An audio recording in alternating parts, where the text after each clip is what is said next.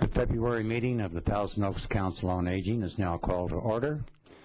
Welcome. Happy to have you all here. Dave, would you lead us in the Pledge of Allegiance, please? Certainly. I pledge allegiance to the flag of the United States of America and to the republic for which it stands, one nation, under God, indivisible, with liberty and justice for all. Francine, would you call the roll, please? Absolutely. Commissioner Borghi? Here. Commissioner Fotheringham? Here. Commissioner Grimm? Present. Commissioner Healy? Here. Commissioner Loomis? Birthday month. Commissioner Norkin? So? Commissioner Norkin? Here. Commissioner Shentes? Yes. Here. Commissioner Searden? Here. Commissioner Silverberg? Birthday month. Wow, two. Thank you. Yeah, we're twins.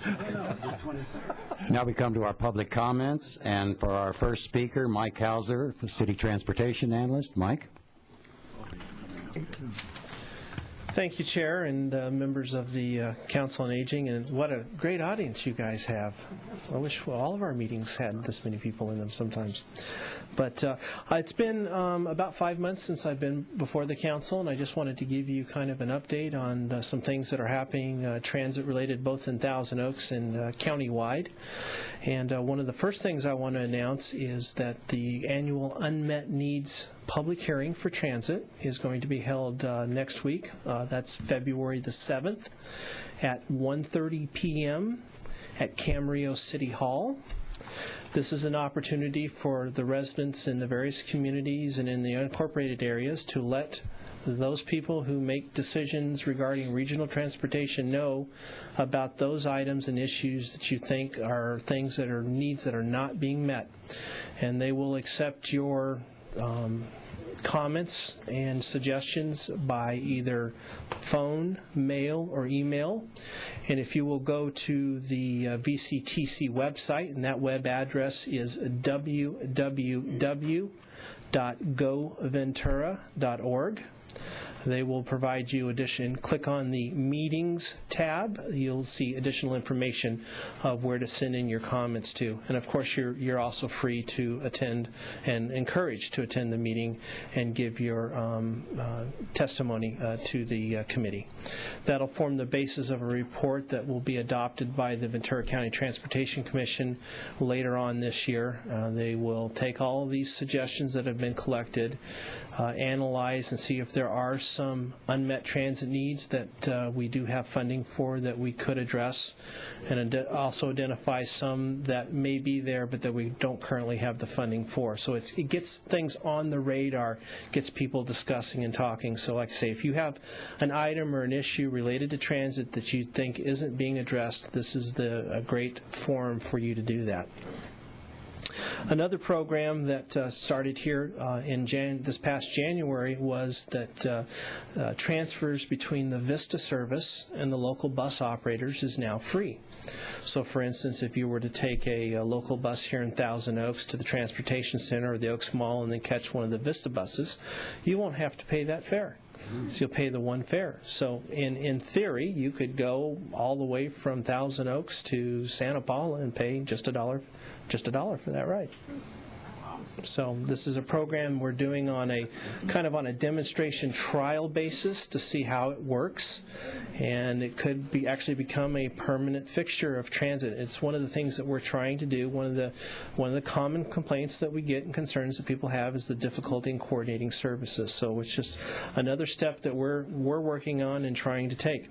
It's an exciting time to be in transit right now. We have a lot of things going on, but it's also a time of anxiety too, because we're seeing our funding, we're seeing the need for transit continue to rise and rise and rise, and the available funding down and down and down. And so right now it's a struggle to balance both the needs versus the reality of our funding. But I'm happy to report that at the last City Council meeting, Council adopted or approved 2 changes to the dial-a-ride system. The first one being, and something that the Senior Adult Master Plan has been working on for some time, is the extension of the dial-a-ride hours. We've extended those hours beginning April 1st 3 hours a day. So you will now be able to get the dial-a-ride service from 6 in the morning until 7 p.m. Monday through Friday, and from 8 in the morning till 7 p.m. Saturdays and Sundays. And this is a demonstration project. I went out and got some grant funding for this, so we're going to try this. So for those people who have been saying over the years, I want to ride dial-a-ride service later in the evening, you need to start riding the dial-a-ride service later in the evening. Because if you don't, then we're going to take that money and say, well, people have said they want this instead, and we'll explore that. But it's a good opportunity. And I want to emphasize that this is a start. I know some people would say 7 is nice, but what I really need is 8 or 9 or 10 p.m. Well, this is our starting point.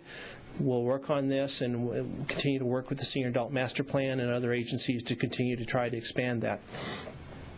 The other thing that the council adopted was a change to how we do reservations for dial-a-ride. Right now, we basically have 2 types of reservation. Those are when you call at least 2 hours in advance and say, I want a ride at a certain time. We also accept what are called on-demand rides, which is basically you pick up the phone and say, I'm ready, come pick me up. Now, we are one of, I probably have enough fingers for the agencies in the entire country that do that at that service level. Almost all dial-a-ride agencies that are not general in nature, you have to call the day before. Some of them are full 24 hours, so it's a real convenience. But it also comes at a great expense to the operation, because we never know how many of those calls we're going to have every hour. So one of the things we've done is we're changing the reservation system slightly, and this again will go into effect on April 1st. An advanced reservation will now be a reservation that's made the day before. We will continue to take those same-day, time-specific reservations, but we are going to limit people to 3 of those per day. And then finally, we're going to continue to have the on-demand service, but we're only going to permit people, except under extraordinary circumstances, to have 2 of those per day. So you're still going to be able to get all the rides that you need in a day, but what we're going to ask people to do is to try to plan their day a little bit more in advance. And what that does is allows us to better schedule the vehicles we have so that the people won't have as long as a wait for their ride. You know, we try to pick up everybody within 15 minutes, but as those of you that have used the system know, there are times when that wait time may be 30 or 45 minutes. And what we want to try to do is make that a real consistent thing that people can count on. So that'll go into effect on April 1st. Council and the Board of Supervisors also approved a program where we currently provide Americans with Disability Act service to some of the unincorporated areas within Thousand Oaks and near us. But the dial-a-ride, senior dial-a-ride service has continued to be provided by the cab company who has had a contract. Well, we're going to take that over. So there's a couple of benefits. Those people that are in the unincorporated areas that have seen our dial-a-ride vehicles picking up people that are ADA certified, but we have, when they call us and say, well, sorry, we can't pick you up because you're a senior, that's not going to happen anymore. The other thing that's going to do is those people that have been picked up in the unincorporated areas have had to pay basically 2 fares, the fare for the unincorporated area and the fare to get into Thousand Oaks. And so now instead of having to pay $3 per ride, they'll only have to pay $1.50. So it's going to be a benefit to the ADA riders. So it's a win-win for everybody. And that service, again, will start on April the 1st. Some of the things that are coming up for council consideration here later this year, we're going to be looking to extend the bus hours on the weekdays. Currently, we operate from 6 a.m. to 7 p.m., and we're exploring the possibility of extending those hours from 5 to 8. I know that doesn't sound like much, but when you consider that to do that is several $100s a day, 300 days a year, that's an expensive undertaking. But we're doing that to try to capture and make it more convenient for people who want to use public transportation as a means to commute. You know, we've all heard the stories about that gas is potentially going to be $4 or more a gallon this summer. And so when gas was, 2 years ago went down to, I think I paid, like $1.69 or 70 at Costco one time. I went time warp, 10 years ago. Those days are, I think, permanently gone, and we're going to see, $4 gallon gas, and it's going to make commuting by bus. Much more of a pleasant experience. And of course, now with the free transfers, it's now cost you half as much. And of course, for those of you that are real tech savvy and have your laptops with you, when you're on our buses and on some of the Vista buses, you can actually surf the web while you're traveling the bus. We have free Wi-Fi on board on most of our buses. And then finally, we're going to shorten the routes. We're going to make them coordinate better with Vista, Metro, and some of these other services. So we're doing a lot of things to improve the service, and we're going to continue to work on that. A lot of things that get done at the city level are sometimes, we were planning out 6 months or a year or maybe even 2 years in advance, but we're actually looking 5 and 10 years down the road right now. And so we're going to be seeing some nice changes to the system in the next few years. So if anybody has any questions, I'll be happy to take them. Yeah, let me just, on behalf of the council, thank you so much, Mike, for helping us get all this done. It's just great work, and the fact that we're all working through the master plan and so forth, and this sends a message to the city. Can you tell us briefly something about the MMP thing that's coming up? Oh, you're talking about the travel training program. You can scratch it if you want. Well, actually, Dave, is that something that you would care to handle in your presentation? I don't want to take if that's something that you already have. Introduce it, certainly. I hope to reinforce it. Maybe. Right. One of the issues that people have in general in terms of getting them on board public transportation is they've just never done it before. Don't know how to do it, don't understand it, a little bit worried about the process. And one of the issues that we're looking at countywide is how do you train people to be able to ride service so that they're comfortable with, so they know how to read a bus schedule, so they know how the routes are coordinated. And there's a training, and I apologize, I do not have the brochure in front of me, but there's a training session coming up over in Ventura County, and we're going to provide training on teach people how to ride transit. And I think that's going to fit very well when we start talking about an ambassador program and having that as a key component of that. Thank you very much, Mike. Thank you. And for all you do for the Sampic project. Thank you.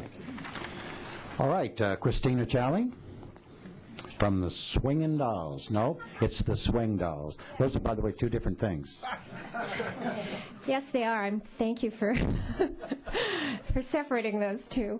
I'm so happy to be here. Thank you so much to the Council on Aging for allowing me to make a shameless promo for our show.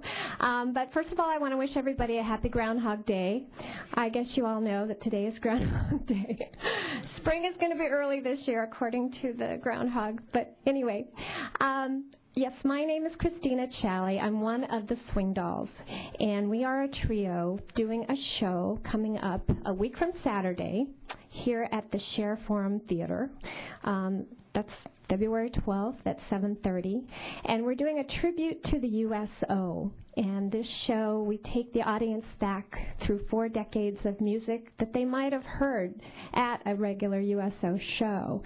And we start in the 40s. You are all too young to remember this particular group, but there was a group called the Andrews Sisters, and we do some of their music. We do Don't Sit Under the Apple Tree, Boogie Woogie Bugle Boy, and then we move to the 50s where we do some McGuire Sisters songs such as Sincerely and Sugar Time. So it's a really fun show. We have a great comedian MC, Graham Elwood, who actually has done a lot of USO tours. In fact, he's in Afghanistan right now, and hopefully we'll get home safe at the end of this week to do our show. But I would love for all of you to come. It's really fun. We do a great Armed Forces medley where we recognize all the branches of service for all our veterans. So that's my presentation. And any questions? Do the dates again. It's February 12th, Saturday night, a week from this coming Saturday at 7:30 at the Sheriff Forum Theater. Yes. And maybe Mike can help some people with transportation. I don't know. But Pardon me? Tickets are either $44 or $34, depending. Any more questions? Thank you very much, Christine. Thanks for having me. All right, and we invite our very good friend and former Miss Senior California, Susan Cashman. Susan? Thank you very much. It's a pleasure to be here again, and it looks like I may have a future contestant sitting over there. She's too young now, but later.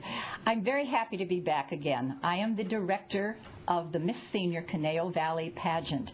We are part of the Miss Senior California Pageant, and California, of course, is part of the Miss Senior America Pageant. We started this pageant 3 years ago, right here at the Goebel Center Theater, and we've had such a lot of fun with it. We've had a big success.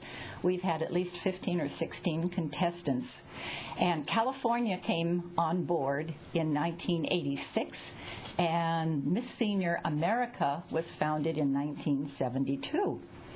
Now, something very exciting has happened to Miss Senior California. This year, we have become incorporated. So we are now officially Miss Senior California of America Incorporated. We are a 501c3, so there's a whole lot of opportunities that are going to be coming up. But I want to tell the audience about the pageant here in Canelo Valley. This is for, there's only 2 requirements. It's for women who are 60 years of age and are an American citizen. Unfortunately, I did have one from Canada that was a residential alien, I think they're called, and she didn't tell me about it until we were in. I mean, you could be Miss Senior America, hello, from Canada. Anyway, I try to it's getting the word out is so important. Unfortunately, we're never going to get any national coverage until we get all 50 states on board. And we vary from about 34 to 40 states. I think last year we had 40 states that participated. But here in the Canelo Valley, I want to let women know that, that you're judged on talent, you're judged on philosophy of life, you are judged on your modeling ability, which is very, very simple. And the talent part, I have women that have done crafts. You don't have to be part of the music. Everybody somewhere. Everybody has a talent. Even Ma Barker had a talent. But you have a talent. I have people that have shown how they have made their own utensils. They've modeled their sweaters that they've made, and they've had an awful lot of fun. And they've said to me, I know I'm probably not going to win, but I just want to be part of this. The other thing is to get the audiences involved. The people, there are so many people, seniors, not only here in the Canelo Valley, but in this area, that are sitting at home wondering what to do. The Ventura County Star has been a very big friend of this pageant. We've got a lot of publicity from them. And the Acorn as well. We need all the help we can get to spread the word. I promise my ladies 2 things. One is that you will have a lot of fun. The other is that you're going to meet some wonderful women. So please, you can contact the Goebel Senior Center to get information, or you can call me. Again, my name is Susan Cashman, and I can be reached at 818-883-8975. And I'm looking for another judge. I see 2 of my judges sitting there in the Council of Aging, and I think we're going to have a good time again. Was there anything else I was going to tell you? I mentioned that we are incorporated. And again, don't be afraid. Get involved. Get involved. Yes, sir. When is the date of the next? Good question. The date is May 22nd, and it is a Sunday. Excuse me. Yes, it is a Sunday. We rehearse on Saturday, and that's the only time that is involved. So please, think about entering the pageant. It's fun. You'll enjoy it. We have a wonderful gal who will show it. The modeling is very simple. We remember you're not all from the Rockettes, so we keep that in mind. We keep it very simple, but it's a lot of fun, and it's great to be back. And thank you very much. Thank you, Susan. We get to our program for the day, and I turn the program over to Commissioner Norkin. Thank you, Harry? Jim. Good afternoon, and once again, your Council on Aging is presenting to the seniors in this viewing area a program of particular interest to them. Today's panel discussion will be on reverse mortgages. Forget what you've heard about them, how good or bad they are, who should get them or who should not, how does one apply, what are your obligations after you get one, who owns your home, and more. Listen as the panel explains all aspects of reverse mortgages so that you can begin to understand the complexities of this financial transaction and why you need competent assistance to navigate successfully through mind-boggling paperwork. The panel will be accepting questions from the audience, but please hold your questions during the discussion. You may find that your questions will be answered during the discussion. Today the panel will be moderated by Linda Fisher-Helton, Community Relations Manager, PIO for the Area Housing Authority, who will introduce the rest of the panel. Linda? Thank you very much. It's my pleasure to be here today and to be asked to moderate this panel. I think it's going to be a very interesting and inspirational and informative meeting today.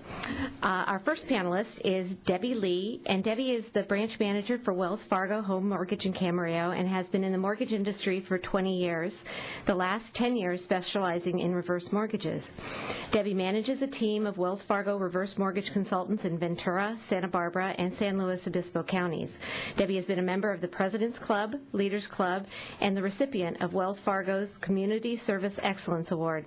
She currently sits on 2 non-governmental boards where she is the Chief Financial Officer for the Baraka Foundation, which provides food, shelter, education, and guidance for orphans in the village of Kenya. Debbie also sits on the board of Senior Concerns here in the Conejo Valley and has many other community and civic obligations. Our second panelist today is Sandy Jolly.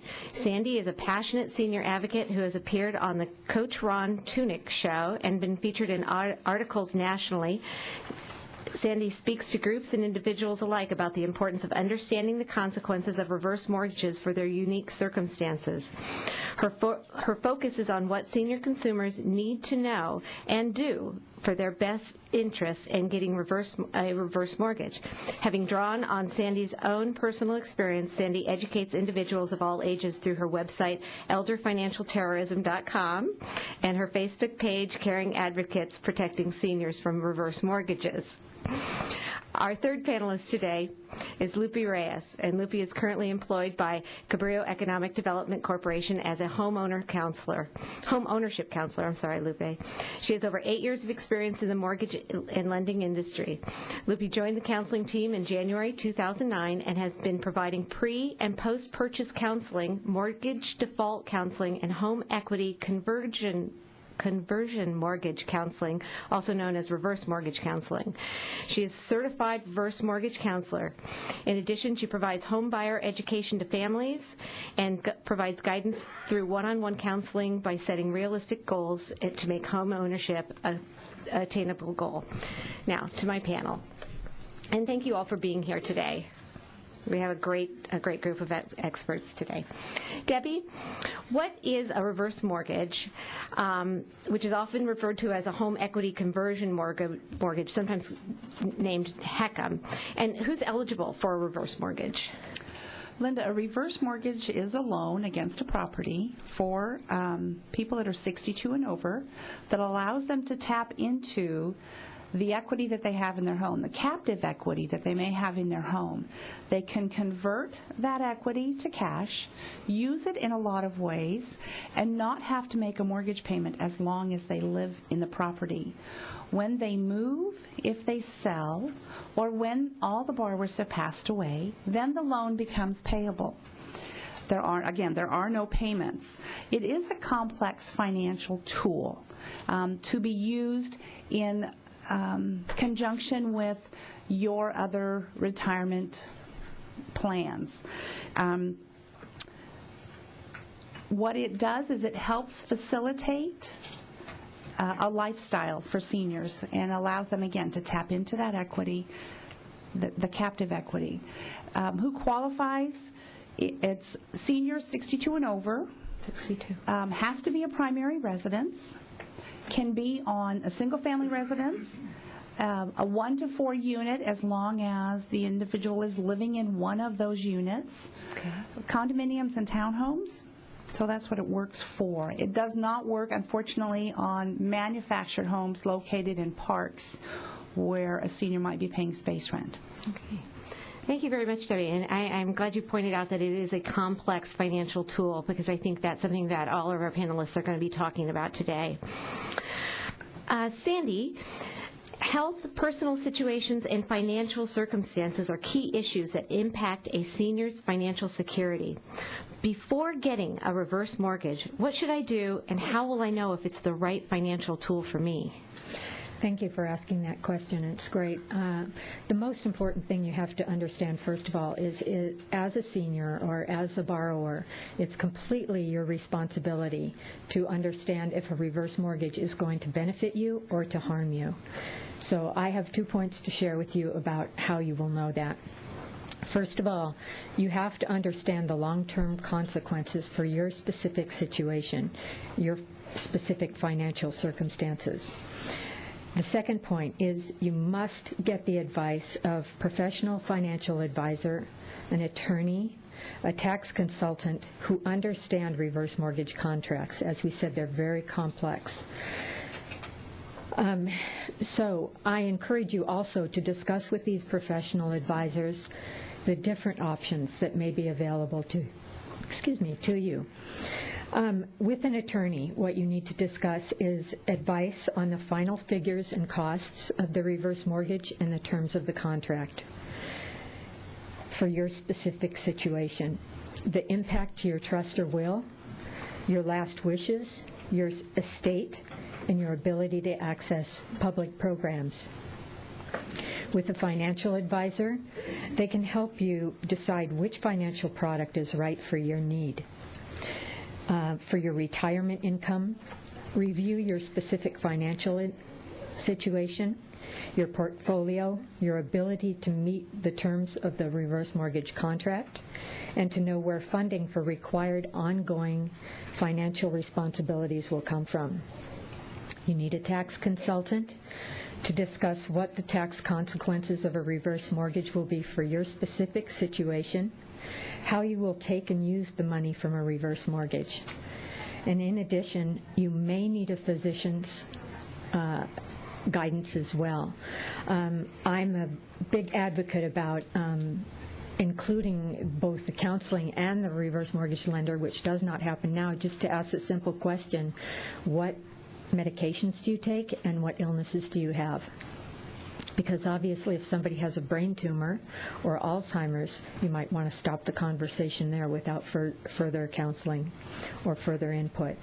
So in addition to that, you need to know what your long-term care needs are going to be for the illnesses you may have, and do you have long-term care insurance? How will that work? Thank you, Sandy. That's it's not a point that we had planned to bring up, but at some point I think the HIPAA rules come into play when it comes to disclosing various medical situations, and I know that is a challenge for a lot of organizations to be able to get the information they need and still abide by the HIPAA rules. So, can I just say one more thing about that? Because I'm not talking about getting medical records at all. Certainly. Just asking the simple question, and a consumer is free to answer what illnesses do you have Certainly. And what medications do you take. Now, Lupe, you're last, but you're certainly not least in this first round. I know that you're a reverse mortgage counselor, and can you tell me a little bit about who can perform reverse mortgage counseling and what the client should expect during the counseling session? Yes, thank you, Linda. For a reverse mortgage counseling, or Heckum, which is the home equity conversion mortgage counseling, it is there are requirements for somebody to perform the counseling, and those requirements would be a nonprofit HUD certified agency, a counselor employed by a HUD approved certified agency, It is a rigorous process that you have to go through to get certified to become a counselor, to do the counseling sessions on a reverse mortgage. And on top of that, a counselor has to have passed a HUD certification examination that's administered by NeighborWorks America. So those are the requirements to be able to do the reverse mortgage counseling. And it is very important that a client that is looking into a reverse mortgage get counseling. Because of the issues that Sandy mentioned, you want to make sure you understand what exactly you are going to be doing. Why is it that you're getting a reverse mortgage? So what we do in the session, in the counseling session, is we try to understand what problem is the client trying to solve by getting a reverse mortgage? What is it exactly? Maybe they might not need it. They might need it. So we try to get to that point. And a lot of times we also try to detect fraud during the counseling session. Sometimes they're being pushed by someone, or a lot of times they just might not need it, and the first thing they thought about was a reverse mortgage. There are other resources that we can help them, acquire as far as getting information on. So it is very important to get reverse mortgage counseling. And maybe it's required by law, isn't it? Yes, it is. It is required for a reverse mortgage. You must get counseling. Yes, throughout the whole process of the reverse mortgage, before they get the reverse mortgage loan, they have to have been certified, get a certificate that they've gone through the counseling session. Okay. Yes. Thank you very much, Libby. Debbie, when I get a reverse mortgage, who actually owns my home? Does the bank own my home? Do I have title to it? Does the bank have title? Can you enlighten us a little bit about that? I can, Linda. Thank you. That's a good question because that's one that we're asked quite frequently. The lender on a reverse mortgage does not go on title. So if mom and dad are currently on title, mom and dad stay on title.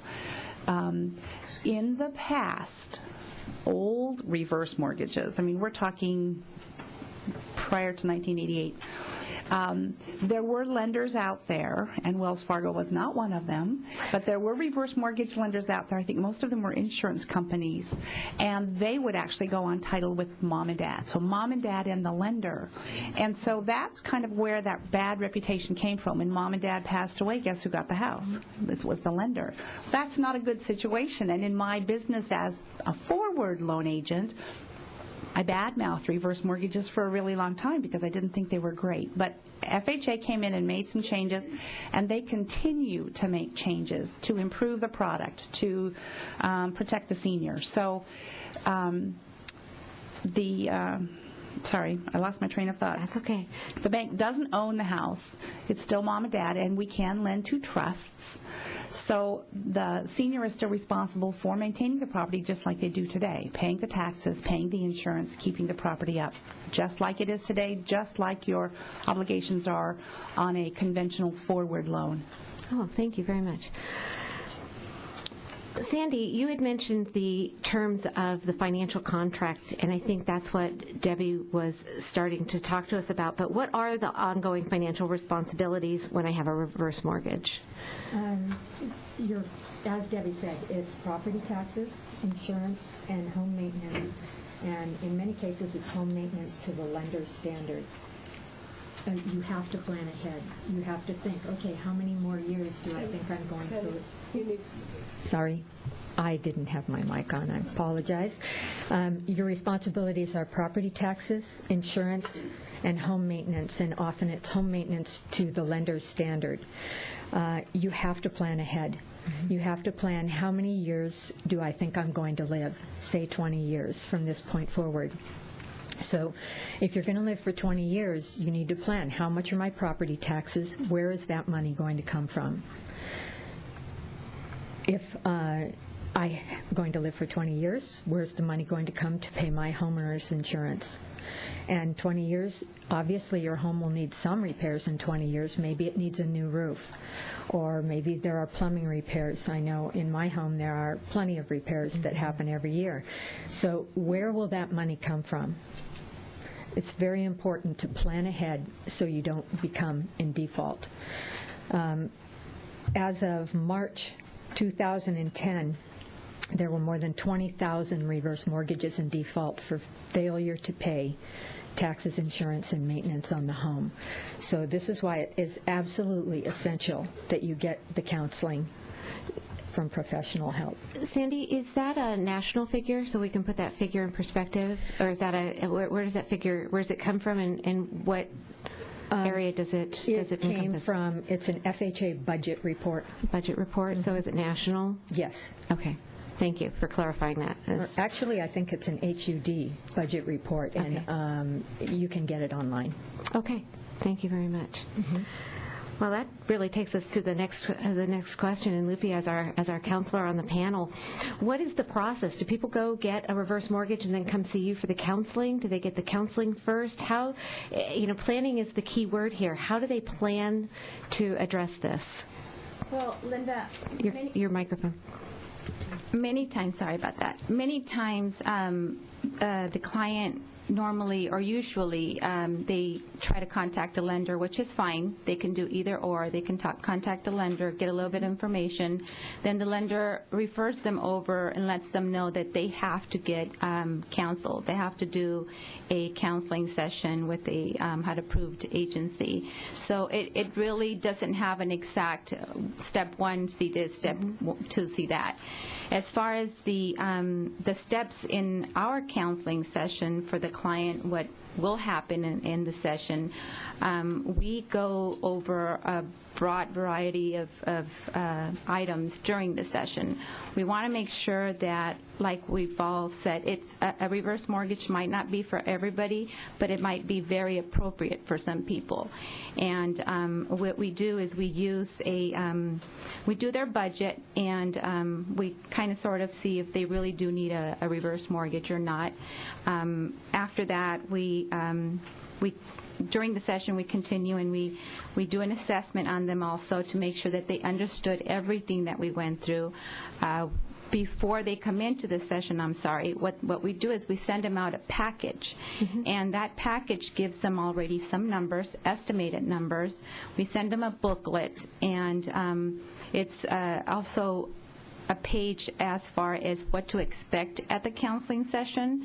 So when they come into the session, they're prepared. They know what questions to ask. They know what to go over. And at the session, one important tool that we use is it's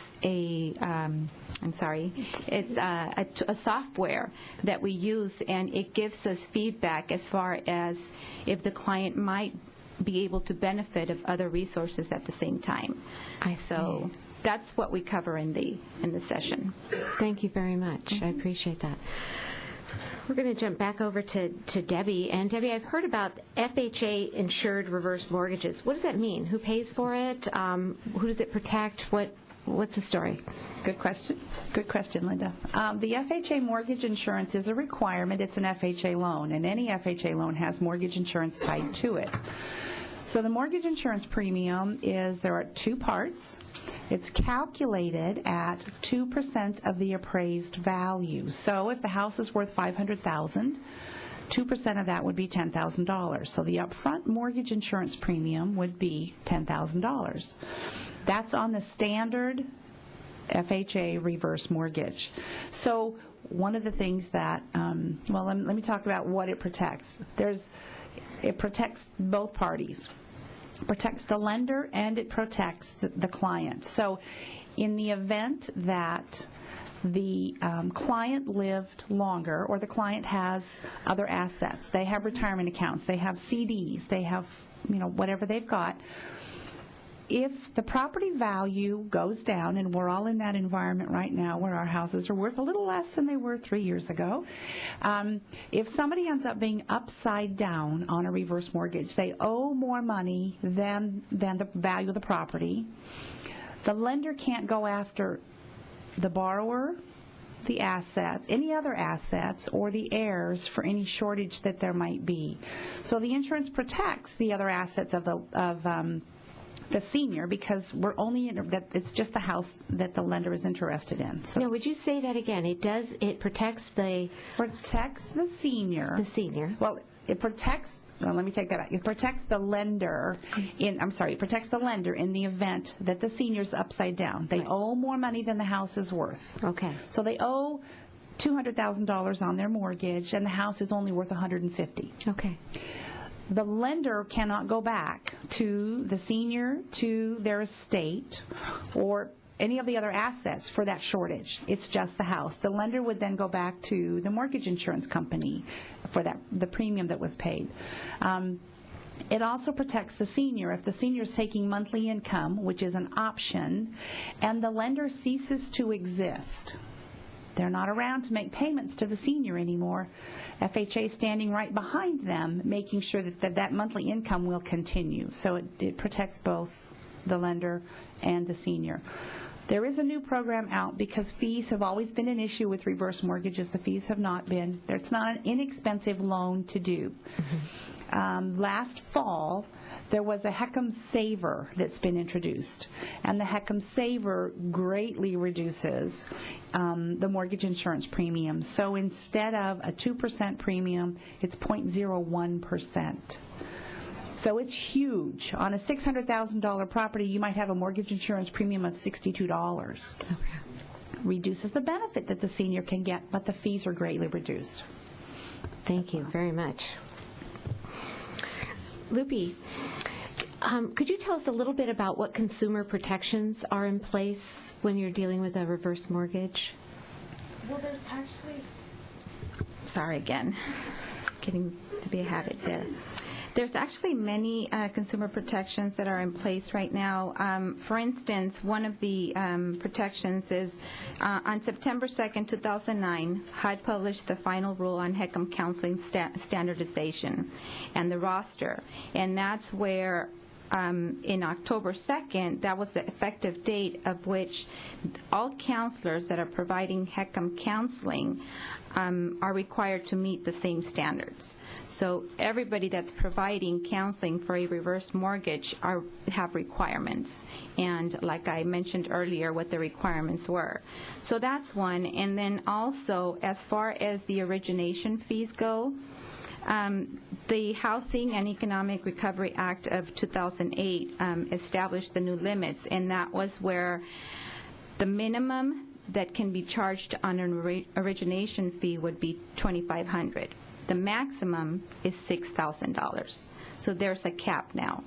So those are two examples of what we have as far as consumer protections, and there's many mortgagee letters that we receive on changes or limits that that we would have to give clients information about. So there are protections. So some of those protections were not in place several years ago. Those are all very new rules and requirements, aren't they? That's correct. So some of those horror stories that we've heard in the past, hopefully these rules are in place to help prevent some of that. I know I've heard some pretty outrageous figures that people paid to close for their escrow fees for their reverse mortgage, but there is a cap on it now. I'm sure that people afterwards are going to want to ask you more about how that works. Yes, and that's why the counseling is very important.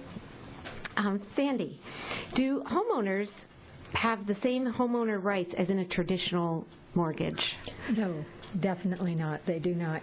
A reverse mortgage, as Debbie mentioned, is the primary residence, but more than that, it's owner-occupied. You must occupy the property. So one thing to take into consideration is if you need long-term care, if you need facility care, you're not going to be occupying the property again. You also cannot access further equity in the property from what you've received through the reverse mortgage. You can't put any other loan on the property like an equity line of credit or a second trust deed. You cannot lease or rent your property. You must maintain it to the lender's standard, as I mentioned before.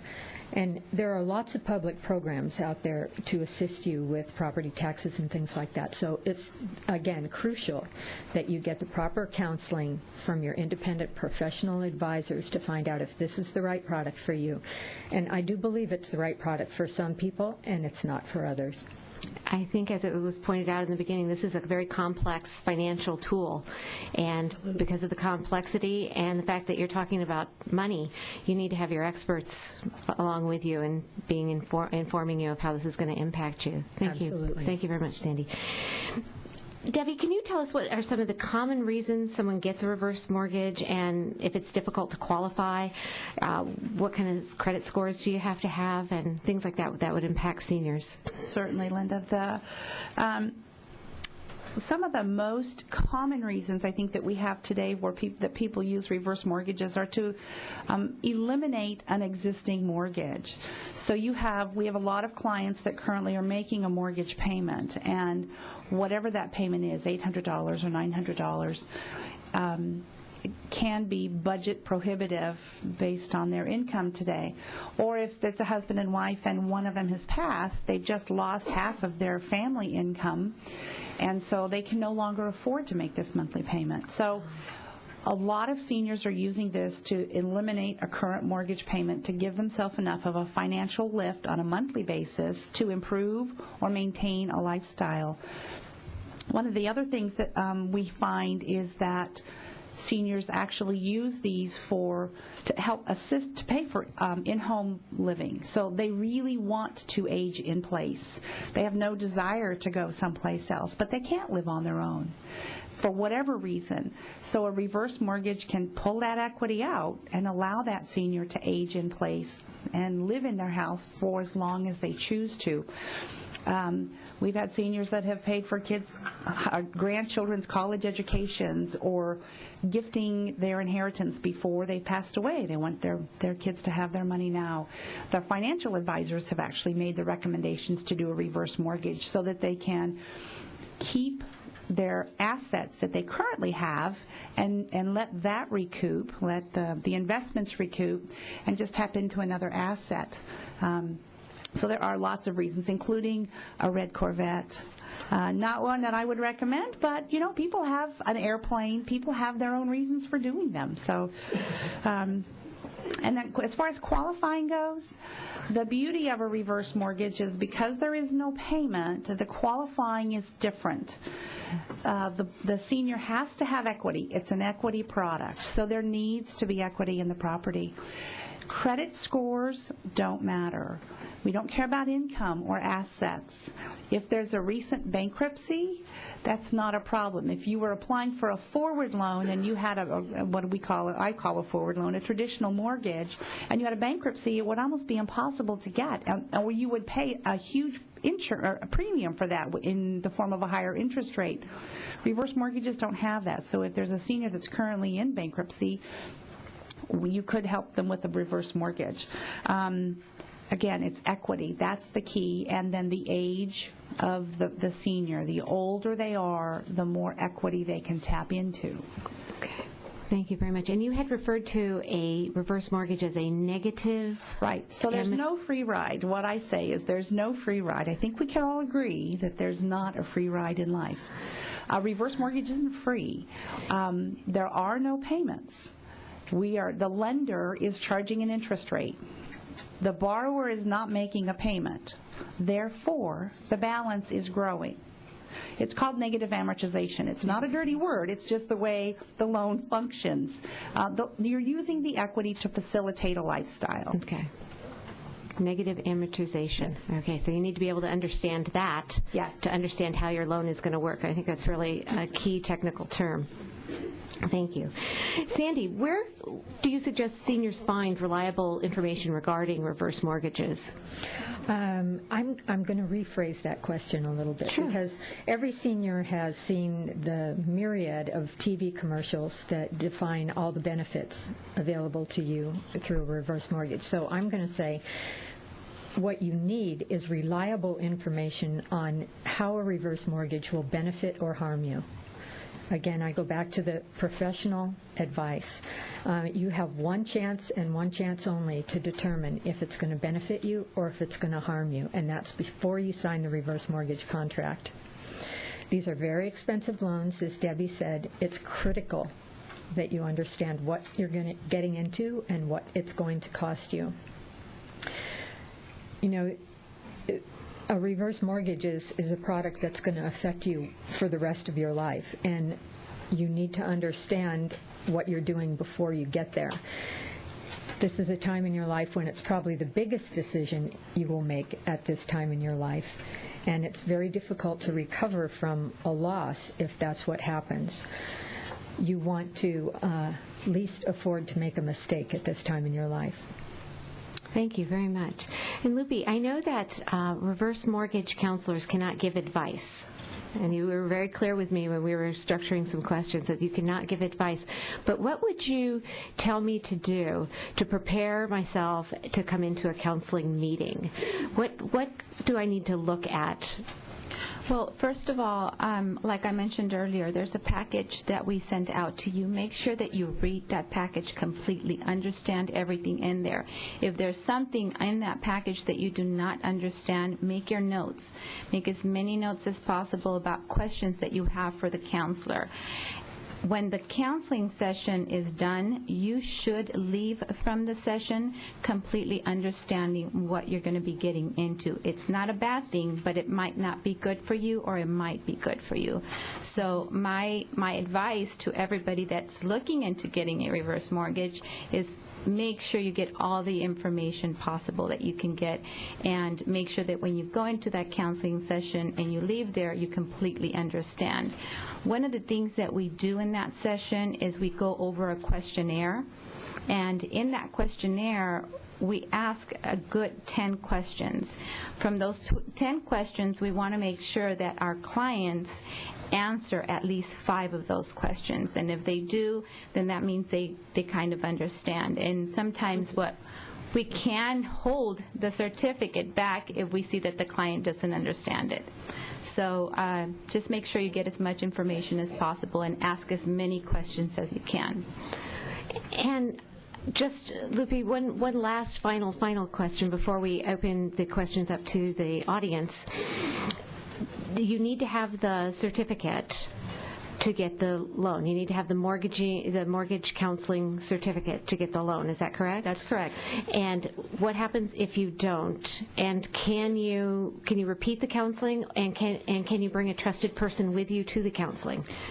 If you don't get the certificate, you cannot get the loan without it, and all the lenders know that.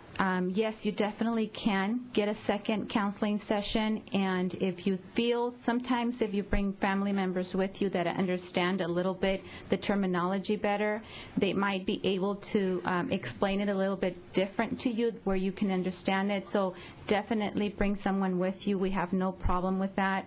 As long as that person is not there to push you to get it, then that's fine. But yes, that's perfectly fine to bring someone over. Thank you. This was a great panel, and I just want to conclude that this portion, the rest of this is going to be open to questions from the audience, but this was geared to be a strong overview, to give you a foundation to be able to look at reverse mortgages. And it is a complex financial tool, as I think every one of our panelists have said, so it needs to be a thoughtful decision. Do we have any questions from our audience? I'm going to let Francine, please wait for her to bring you the microphone.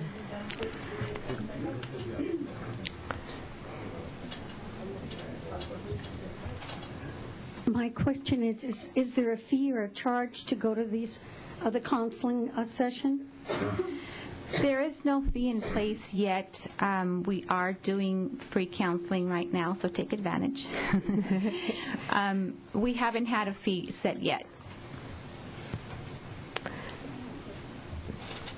Debbie, can you set some of your funds aside to pay for future taxes and insurance so that you don't run into that situation that Sandy was talking about? When we're having, yes, and that's, the question was about setting funds aside. So that certainly is an option. One of the options as far as income goes is taking it in a line of credit.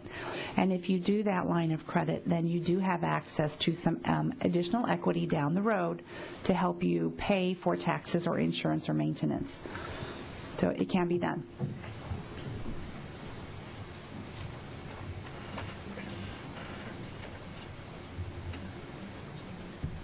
Yes, Debbie, would you recommend a reverse mortgage for a couple that are just going into a house rather than building up equity? In other words, we've seen some numbers where you could put up like a third of the price and then go into the house as a reverse mortgage. That's a really good question, and thank you for that segue, and I don't know this gentleman. There is actually a reverse purchase. You can now do a reverse mortgage to purchase a home. So in an instance, I'll give you a for instance, if a senior is living in a really large home, a two-story house, and it's 5 bedrooms, and it's no longer physically feasible to be in this large home, they could sell that property, buy a smaller home that's more appropriate for them, single floor, and use some of their proceeds from the sale of their big house, put a portion of it down on the new purchase, put a new reverse mortgage in place, have a new home, and never have to make a payment as long as they live in the property. That's what I was asking. Okay. The reverse for purchase is relatively new, and it's an exciting product for a lot of people when it's appropriate. I do have one more question. Wait for the microphone. Yeah. You mentioned an interest rate as you accumulate your payments. Could you give us some ballpark number? Currently, the adjustable reverse mortgages is under 3%. There is a fixed rate reverse mortgage that has different parameters, and again, we need to look at every individual situation to determine which one for you makes the most sense. But the fixed rate is right around between 5 and 5.25.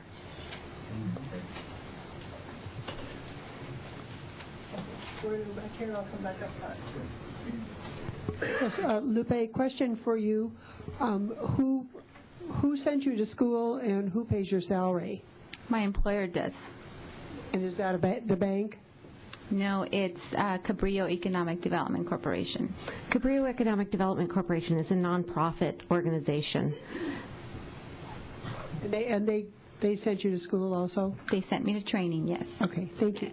And it's HUD training, am I correct? It's through the Department of Housing and Urban Development? Yes, by NeighborWorks. By Neighborhood Works. Maybe we could just explain just for a second what Cabrillo does. Lupe, could you give us just a quick couple sentences on Cabrillo Economic?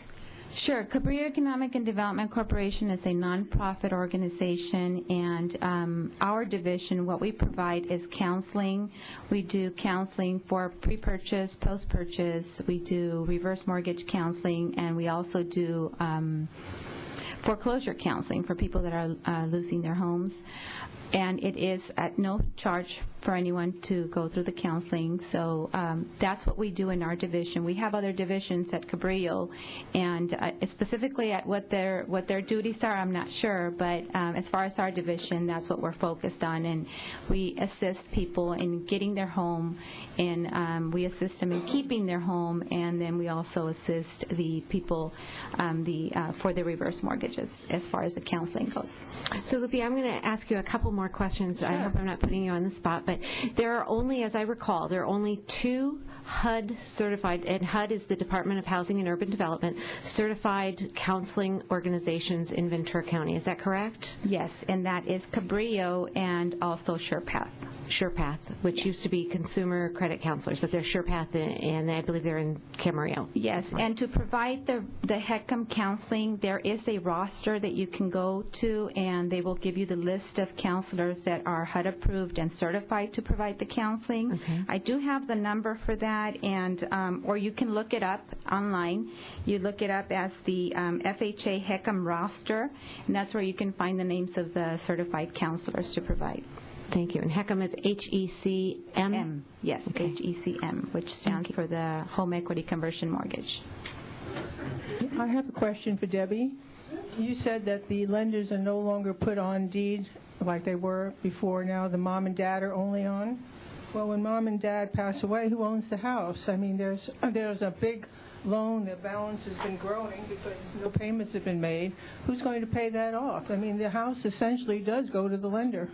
Well, that's a really good question, and the lender's not on title, so hopefully mom and dad, in their forethought, have put together a trust, or at the very minimum, a will, and have named executors or trustees, and those individuals then would be responsible for settling the estate. The loan is due and payable. The house does not have to be sold. If there's equity left, the house can be refinanced, and we've done this for clients of ours actually in Ventura County. It was a family home, and they wanted to keep the property. So the kids refinanced the property, put a conventional loan on it. While mom and dad were living in it, mom and dad had a great lifestyle. They passed, the kids wanted the property, refinanced it, kept the property, and started making payments on it. It doesn't have to be sold, but if the family decides not to keep the property, they can sell it, pay off the mortgage, and then whatever equity is left gets distributed amongst the estate. Okay. There's no equity. In that situation, if there's no equity left, what happens? Do they have to pay back? Do the heirs have to pay back? No, that's the if there's no equity left when the house is sold, then the families can say, here you are, lender, here's the keys, and we're done. And then the lender takes the responsibility of managing that property and selling it. And because that mortgage insurance premium has been paid, the lender goes back to the mortgage insurance company, the insurance company, for the difference. So the other assets that mom and dad have had, and their CDs and their 401ks and their investments, are maintained and still intact, then they can be distributed the way the estate deems. I'd like to direct this question to Sandy. Can you hear? Sandy, what if a person who has a reverse mortgage cannot pay the taxes? It sort of goes along with what Debbie was saying. Say you can't pay your taxes. That is called a trigger. That's one of the triggers that could cause your loan to be in default and could cause your house to become in foreclosure. And say if, for instance, the house was upside down, the loan was now more than the equity left in the house, you could be foreclosed on, you could lose your home, you would have nothing left. This has happened in a number of cases. And the lender then, as Debbie said, they do go to the reverse mortgage insurance company first, but say there's $100,000 still due on the loan. The loan can be submitted to FHA, and FHA will pay the balance, so the lender recovers 100% of the loan due. In fact, over 2 fiscal years, 08 and 09, FHA paid $1.5 billion of taxpayer funds to reimburse lenders, while seniors are left homeless. So who is going to pay for the homeless seniors and their family members living on that property when they have nothing? Again, that's another excellent reason why this is a complex financial tool, and you need to be able to decide if this is the financial tool for you, because it is not for everyone. There is a portion of the public that this is a great tool for. It allows them to meet the goals they need to meet, but they need to be thoughtful, and I thank you for being very clear about that. Absolutely. Yes, Lupe. Is this on? My question's for Lupe. What happens? Oh, there we go. What happens if I start my reverse mortgage and I pay my origination fees, and then, as I understand it, I'm required to have your counseling? So I'm required to have the counseling by the government, by the reverse mortgage. Right, but you won't go through the, you won't even get close to that yet until the lender sees that you've done the counseling. Oh, so the counseling is required before you start the reverse mortgage, right? That's correct. Okay. And how long is this counseling? And do I meet you in person? You meet me in person, and the counseling lasts between an hour and a half, depending on how many questions you would have for me, and making sure that we cover everything and that you understand it. There's a lot of people that have done a lot of research on it already, so when they go, they have a couple of questions. There's a lot of people that have no clue whatsoever on what it is. Okay. So it all depends on that. That's what the timing would be. Okay, good. I just wanted to make sure that I would have to see you first before starting that. Okay, thank you very much.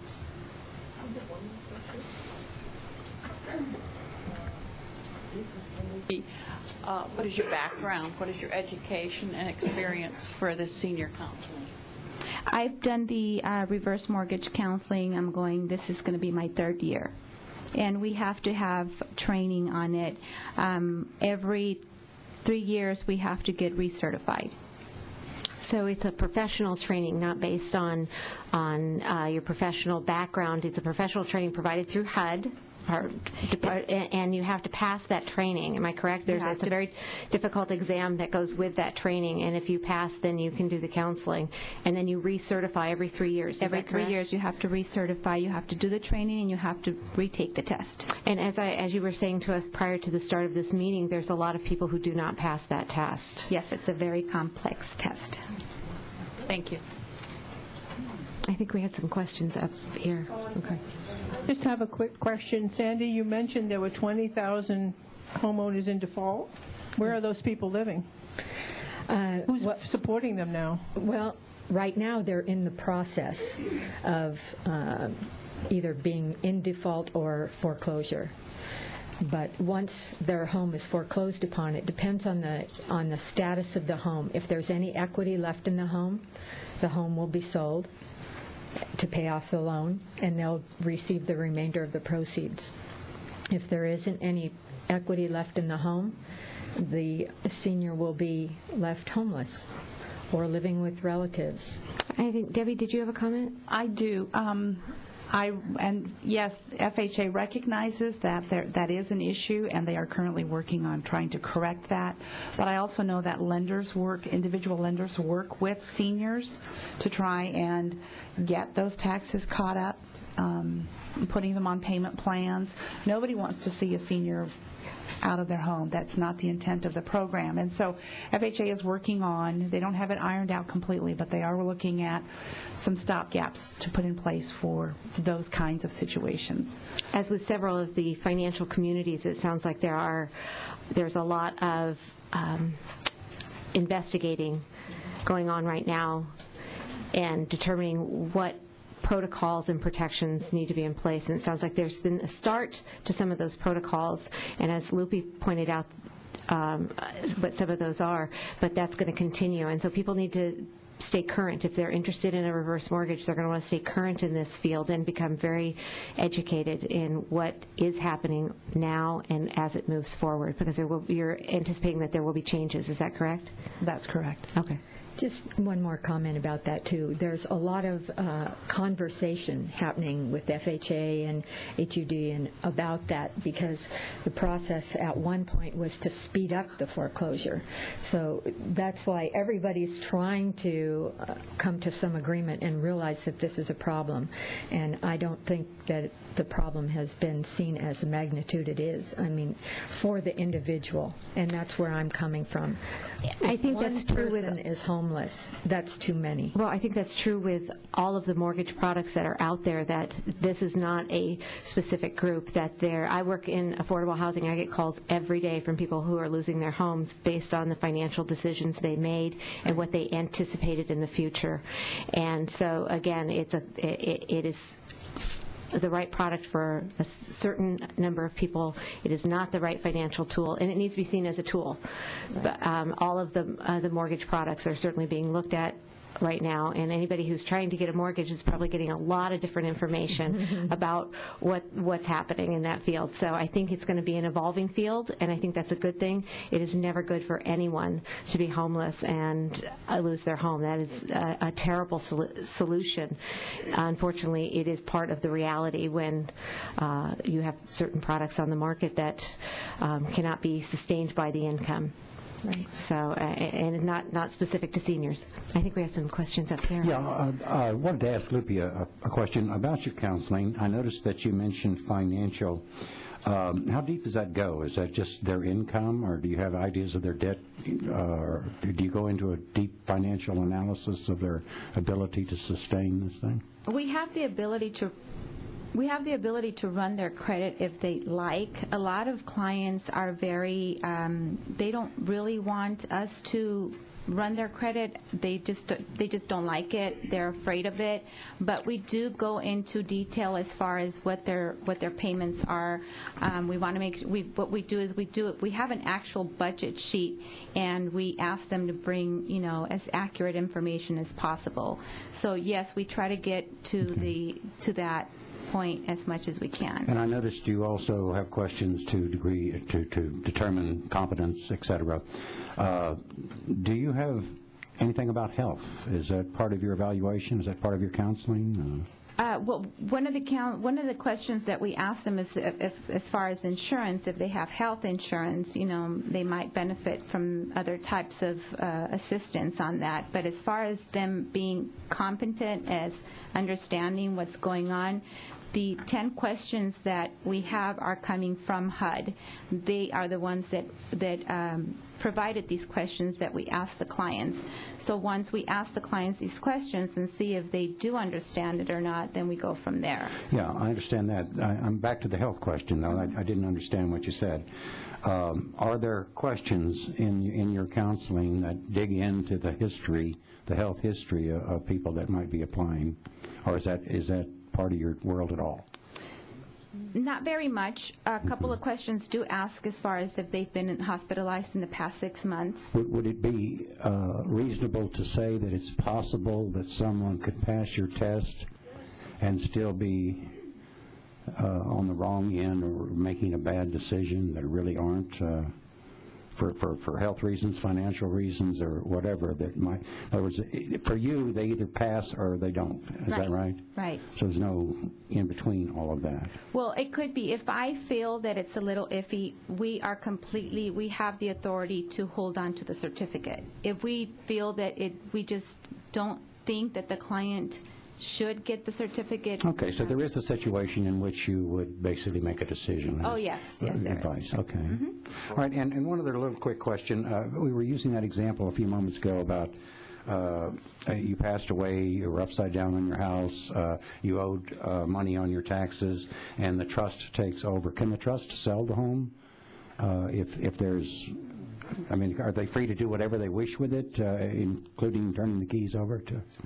Yeah, and I'll take that question just as a lender's point of view. Yes, the trust can sell the house. That's certainly one of their options, and there aren't any issues with that. Okay. They would work with the servicer to get a copy of the contract, and it can all be done. You have other questions over here, Jim? Sandy mentioned homeowners insurance. And homeowners insurance comes with a variety of products, some of the separate ones being flood insurance and earthquake insurance. What among those may be required in addition to sort of basic homeowners insurance? To my knowledge, it's your basic homeowner's fire insurance policy that you already have on your home. The only difference is in my experience, the lenders have required that you increase your policy by 20% in the reverse mortgage contracts I've seen. I don't know for Wells Fargo if that's the case or not, but that's an additional cost to you that you have to account for. Sandy, can I ask a quick question? With that, and this is to the panel, would the increase in insurance, and maybe Debbie, you have some insight, would the increase in insurance be partially because typically we're very underinsured here in California? That certainly could be a possibility, but it could also be because the loan has been negatively amortizing and the balance is growing. So, okay. The lender's asking for coverage. But if you're with regard to the other flood insurance, earthquake insurance typically is not required, but if you're in a flood zone, and we all know FEMA changes those maps all the time, that's always fun. And if you're in a flood zone, then your current lender is telling you to put flood insurance on your property, and so you may need to do that with the reverse mortgage as well. I have a question concerning how you take your benefits from a reverse mortgage. Will it affect payments from SSI or Medicaid? Good question. Good question. The income currently, the income from a reverse mortgage is not taxable. The IRS, and I'm saying currently, doesn't look at the income from a reverse mortgage as income. It's equity that will be paid back at some point in the future. What it can affect is if you're on Medi-Cal and you're taking benefits because you've got a low income and you've got some benefits that you're taking advantage of, then you want to make sure that, it's structured individually to not eliminate you from those programs that you're currently on. But it doesn't affect Social Security at all. That's income that you've earned. Gene? Yeah. Yes, just one question.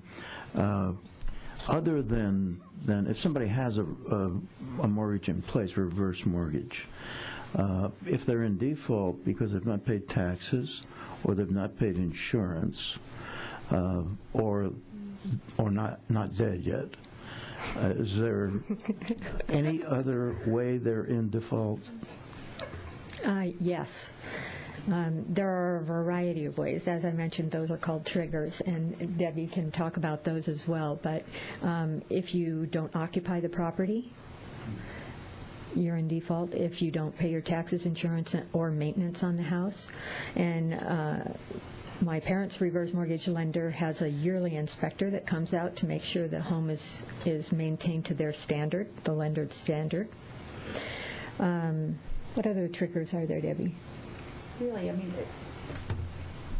it really is a program intended for seniors as a primary residence.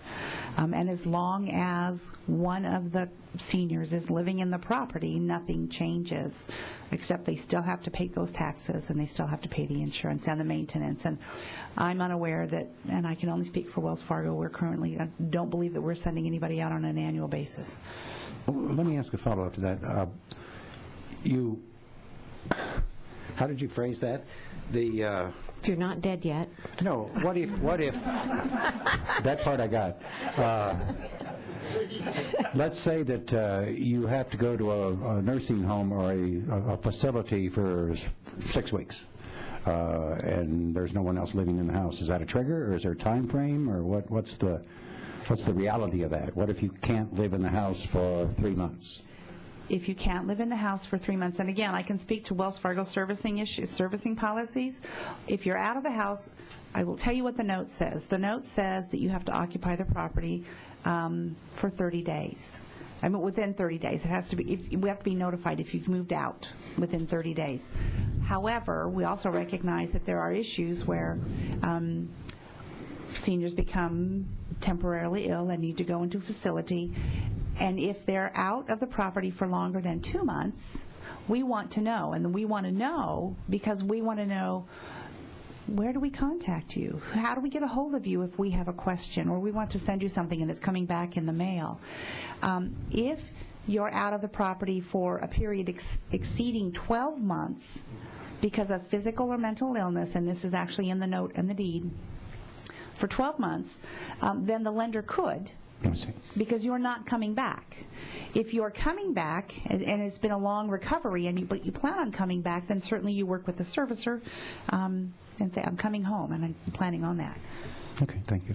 It depends on the lender, too. Let me just add that. Wells Fargo will have its policy, and other lenders will have their policy about that. But generally speaking, it's the 12-month that is the trigger point. Nancy? Yes. Before my background was in, sorry, usually loud enough. My background is in the mortgage industry, so I just have some questions. Doesn't matter to me really who answers them, but you say that lack of paying your homeowner's insurance is a trigger to put the mortgage into default.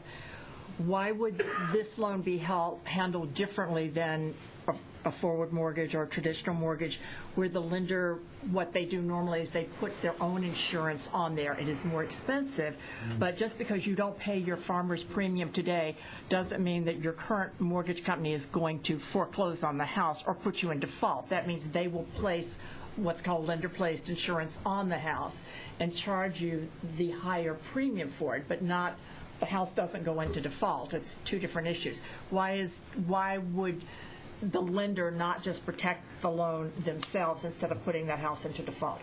Well, the lender does. They will force place insurance, and again, it becomes costly, as well as paying taxes. If they're in default of taxes, typically the lender will also pay those taxes, and then work out a payment arrangement. That would be the path that we would prefer. Okay. Mel? So that couldn't go back. I've got a couple, Jim. That couldn't go back, sorry.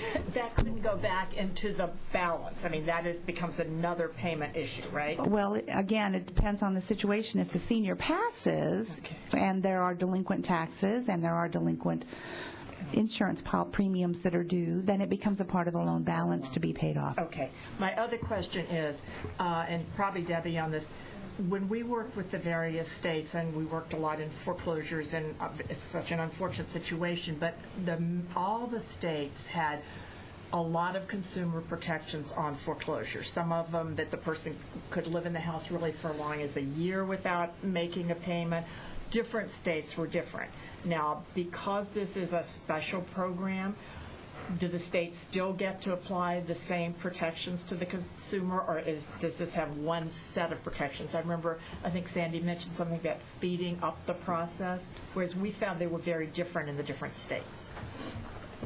And you know what? I don't know the state specifics, so I can't answer that. Okay. I do know that we don't speed. I have not. I can attest to having done this for 10 years. I have not seen cases where we have sped up that process. And the same in the state of California, for example, the same things that would have protected, the same restrictions on your foreclosing on my house would protect me with a reverse mortgage as they would with my traditional mortgage? Well, there are no payments on a reverse mortgage, so there wouldn't be a payment default. Okay.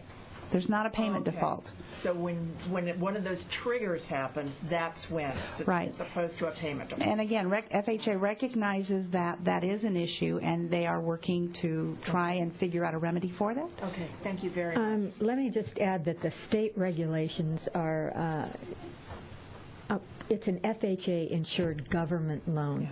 So that's what applies. The government, federal government applies as a trigger or as foreclosure and so on, not the state in this case. Not the varying state regulations. That's right. Okay, thank you. Yeah. I'd like to pursue this question of health requirement. First of all, under a conventional mortgage, there are no health questions are not fair game, okay? Putting that aside, now you're telling me that for a reverse mortgage, there could be health qualifications or judgment on your part. Is that one of the specific rule in the rule? In the rule, does it say, and the person applying for the reverse mortgage for the family need to be health qualified? Because it seems to me that kind of information has a HIPAA issue related to it. Right. That's a great question, and I'm saying no. Personally, it's what I'm saying, because this mortgage is targeting seniors who have health issues. Right. We all have health issues once we reach a certain age. So I'm saying you, the person, take responsibility for your own health. You need to discuss this with your professional advisors. But what I'm saying is, as far as the counseling and the lender goes, I would love to see a common sense question that just simply asks, what illnesses do you have and what medications do you take, period. Not violating any HIPAA regulation about getting medical records, but just to determine, okay, I have a brain tumor and I'm having radiation on it. Hello, stop the process. Well, so in other words, the counselor would stop the process? Well, that's a judgment call. That is a judgment call, but she makes judgment calls. No, it seems to me you'd have to get medical advice. You'd have to get a medical write-up. That person, the counselor is not qualified to judge medical longevity. And that's correct. We don't judge that. I'm sorry if you misunderstood that when I said, when I was talking about that, what I meant is if a client is incompetent to make decisions, we need someone to come in with them that has a power of attorney that can make that decision for them. Durable power of attorney. That's correct. It's a durable power of attorney. But see, they're determining competence there. That's right. Can we have one more question? We're running out of time. Leonard. While this was going on, I ran some numbers to try to figure out in my mind what the imponderables might be. The imponderables, for instance, is my insurance costs today are not what they're likely to be 10 years from now. My taxes are not, and you know the story, and Social Security definitely not. If we could put it in reverse, we probably would. I'm surprised it hasn't happened. Is somebody taking a look, somebody in the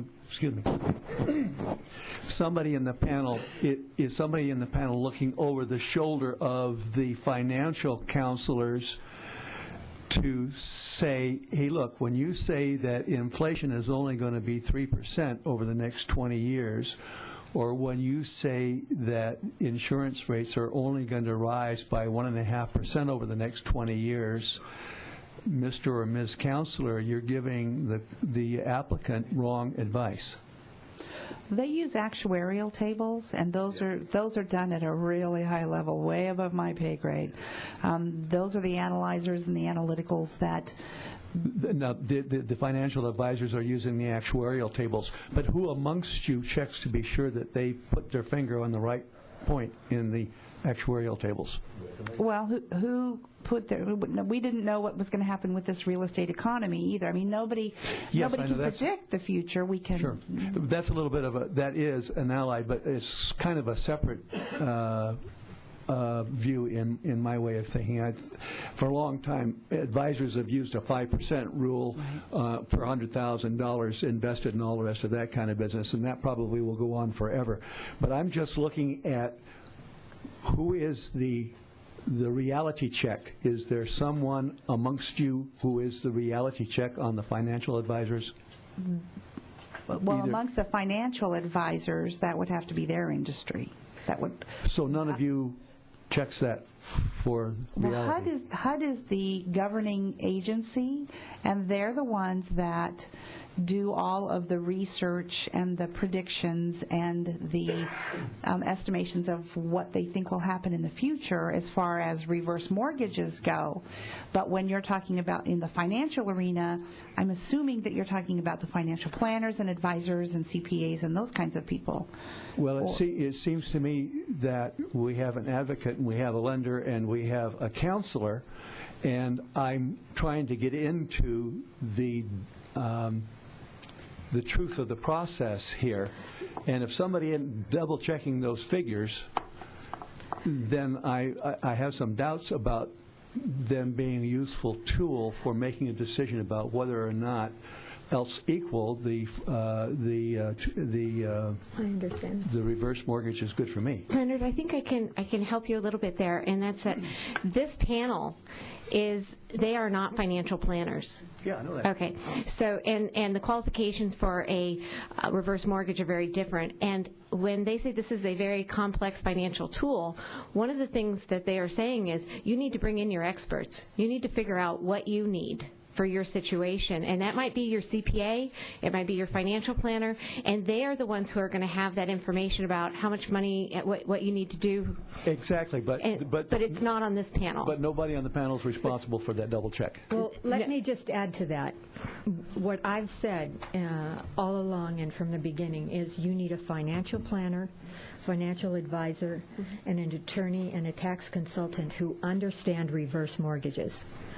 Then they can take those terms with the current market data from their field and your personal circumstances. This is absolutely critical in getting a reverse mortgage. This has to happen for your benefit.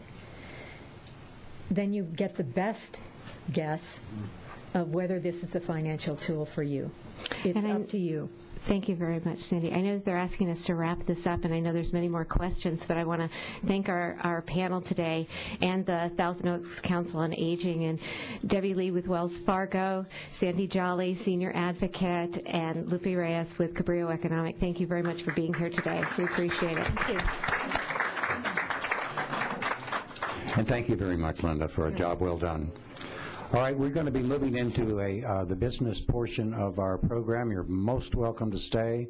We're going into a report on our master plan, our senior adult master plan. Commissioner Silverberg. Thank you, Jim.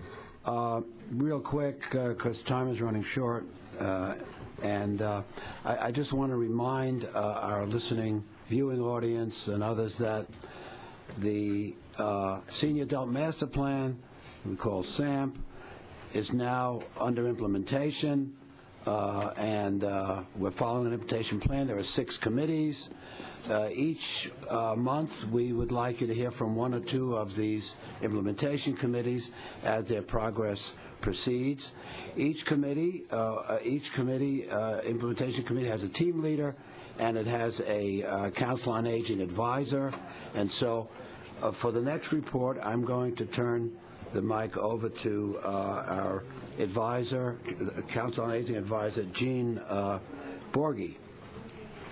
Thank you very much, Mel. We brought along today the chairperson of the SAMPIC Recreation Committee. I'd like to introduce Susan Bishore. Susan, go for it. Thank you, Gene. Thank you, Mel. In the interest of time, if you don't mind, I'm just going to read my report. If I don't read the report, then I'm likely to embellish a little bit, and I know that I'll take longer than I have, so. On September 7th, the City Council approved 3 high-priority items that will be the focus of the Recreation Committee during this year. It is our mission to assist with enhancing the outstanding programs and services already in place for our 65 and older population, plus recommending new and innovative programming to attract the baby boom population. The 3 high-priority action items that our committee will be addressing are: the first is research options to increase senior recreational space. This includes a primary focus to complete a feasibility study for an additional senior center in the Newbury Park area. We have learned that the Global Senior Adult Center has very few time slots available for new programming. Last fall, the CRPD, which is the Canelo Recreation and Park District, hosted a bus tour for our committee of all of the community facilities, and it was a wonderful tour. We gathered a lot of information that was very helpful to our committee. And CRPD also, they learned some things from us, which in turn they implemented some changes on their website, which is absolutely fantastic now. And so I encourage everyone to log on to their website. CRPD acknowledges the diminishing space for senior programming. So included in their 5-year strategic plan for 2010 to 2014, they have stated that in conjunction with the City of Thousand Oaks, they plan to evaluate the feasibility of providing a senior center in Newbury Park. Steve Wiley, Recreation Services Manager for CRPD, attended our last committee meeting and asked that our committee begin the research phase of an internal feasibility study to determine what concepts and programs are needed for the future. Our committee looks forward to working with and assisting CRPD in the feasibility study. The second high priority item is to partner with CRPD, YMCAs, and the local school district, Caneo Valley Unified School District, as well as commercial gyms to assure that sufficient exercise facilities are available to meet the increasing needs of the 50-plus community. Our committee has learned through research that the baby boom generation is interested in various exercise and healthy living-related programs and classes. We have formed an outreach subcommittee that will meet with community agencies and businesses to form partnerships in order to meet these needs. We are currently developing a letter to use with retailers showing the current partnership between SAMPIC, which is the Senior Adult Master Plan Implementation Committee, CRPD, the Caneo Recreation and Park District, and the City of Thousand Oaks to accomplish this goal. Almost done. Hang on. And the third high priority item is to support the removal of barriers to avoid age group isolation. Research has shown that the baby boom generation rejects any and all age-related labels to describe themselves. So there is a stigma associated with the terms senior and also senior center.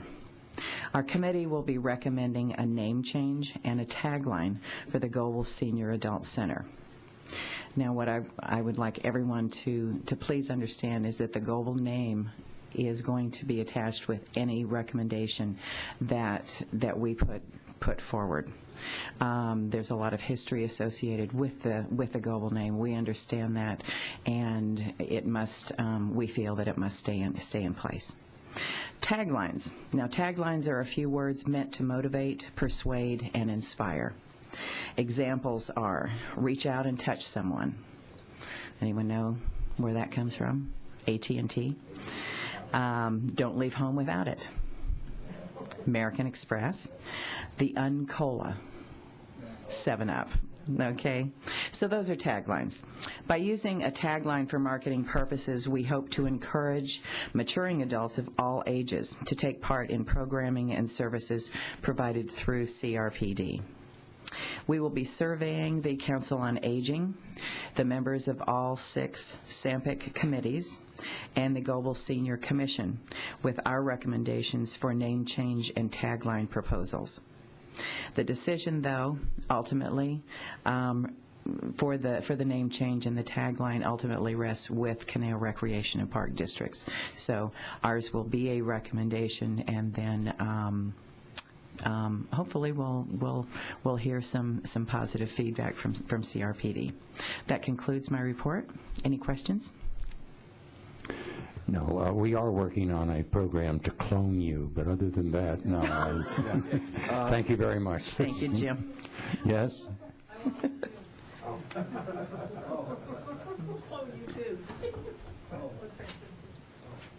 Good job, Sid. Our next item up is fraud, disposal of prescription bottles. Martin? Thank you. You all know that unused prescriptions should not just be flushed down the drain, but are to be turned in at the sheriff's station on Olson Road. And the used up prescriptions, the empty bottles and empty containers, go into your recycle bin. But before you do that, you want to take off your name and the prescription number. I use a black marker pen and just write over them. And why do you want to do this? Well, there are 2 reasons. Someone might steal that information. Knowing your name, knowing the prescription number, they call up the drugstore and they can order that prescription and then go and pick it up. and some are very valuable. That's one reason for doing it. What is the effect on you if they do that? Well, for one thing, it might push you into the donut hole if you're on Medicare Part D much sooner than you wanted to be. And the other problem is most insurance companies will give you a 30-day prescription once a month or a 90-day supply every 3 months. And what a shock will be when you try to refill your prescription and discover someone else has already done it. And you now have to wait 2 more months before you could get yours. So take my advice. Make sure before you throw away that bottle, wipe out your name and the number. Yes. I wanted to know whether you can take all your medicines that are not valid anymore and put them all in one bag. Yes. Do you have to keep them in the little bottles that you mark off? The sheriff's station says they want you to keep it in the bottle, and when you do mark out your name and the number, do not erase the name of the drug, which is on the label, because they want to know what it is when you dispose of it. Thank you very much, Martin. All right, legislation, recent bills. Nick? Okay, well, 2011 promises to be another banner year for health care reform legislation, much of it focused on dismantling last year's health care reform legislation. But I'd like to bring to your attention a couple of bills that don't fall in this category that may be of interest to the senior community. At the federal level, Lloyd Doggett of Texas has introduced a bill that would authorize the federal government to provide funding for what he's described as silver alert plans, and these are similar to the amber alert plans that are currently in effect to track down missing children. And these would obviously be focused on, as the name suggests, on tracking down missing seniors, presumably those with Alzheimer's or some similar disability, and hopefully the funding would not be used to track down seniors who just want a little privacy. At the state level, there are several bills in progress that focus on elder abuse, but the one that I want to give some particular attention to is Senate Bill 33, and it's of interest because it was proposed by the California Senior Legislature. And what it would do is it would add civil penalties to penalties that are already in effect for persons who are currently mandated by law to report elder abuse but fail to do so, so that they would be subject to civil penalties now, assuming this bill passes. And of course, seniors are really impacted by most laws, and we need to pay particular attention to those bills that impact us differently than they impact the rest of the population. So stay tuned. Very good. Thank you, Nick. Moving along to the next one, Marty with Retired Senior Volunteer Program update. Oh, yeah, thanks, Dave. In cooperation with the IRS, RSVP trained and certified volunteers will provide free income tax preparation for persons in either of these categories: seniors who are 60 years of age or older, or persons with an income of less than $50,000, regardless of their age. Today is kickoff day of the program, starting at Newbury Park Library every Wednesday, and on Thursdays and Fridays at the Global Senior Adult Center. The hours at Newbury Park are from 9 to 3, and Thursday and Friday at the Global Senior Adult Center, they are from 9 to 4 p.m. We recommend you use the Newbury Park facility as much as you can because the waiting times there are generally shorter. It's very important that you bring all the necessary paperwork with you, and do not rush in before you get all that paperwork. Make sure you have everything. We have many, many cases where people get their taxes done in the first couple of weeks, then come back 2 weeks later saying, whoops, I've got another piece of paper. We have to do it all over again. File an amendment. It's a difficult process, which we'd like to avoid. Some of the things you should bring with you: You should have a photo identification and your Social Security card. You should have your Social Security benefit statement, SSA 1099. You want your wage and earning statements, any W-2s or 1099s that you may have. If you pay property taxes, bring that property tax bill. You want whatever interest and dividend statements you may receive. They're on 1099 forms. You want to get any brokerage statements you get concerning the sale of stocks or bonds. And if you have those, make sure you have the cost of those items that you sold. Let's see, we need it would be nice to have a copy of last year's federal and state income taxes. If we have done them for you in the past, we probably have them already on record. Any other information you feel might be helpful about income and expenses? We do not do certain things such as rental properties and estates. Okay.